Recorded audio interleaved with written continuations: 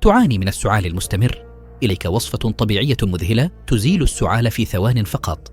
هذه الوصفة تعتمد على مكونات غنية بالفوائد مدعومة علمياً لتعزيز صحة الجهاز التنفسي وتقوية المناعة. المكونات السحرية: الزنجبيل المطحون، يحتوي على جينجيرول، وهو مركب قوي مضاد للالتهابات يساعد في تهدئة الحلق وتقليل التهيج. الحبة السوداء، حبة البركة، غنية بمضادات الأكسدة والثيموكينون المعروف بخصائصه القوية في تخفيف الكحة وتنظيف الرئتين.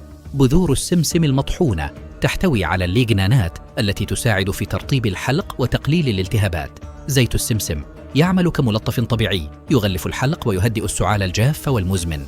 طريقة التحضير: اخلط ملعقة صغيرة من كل مكون في وعاء حتى تحصل على مزيج متجانس. تناولوا ملعقة صغيرة منه على معدة فارغة صباحاً. لماذا هذه الوصفة فعالة؟ هذه المكونات تعمل معاً كمضادات طبيعية للالتهابات، تقوي المناعة وتساعد على تفتيح الشعب الهوائية، مما يسهل التنفس ويوقف السعال بسرعة. جربها اليوم وقل وداعاً للسعال في ثوان.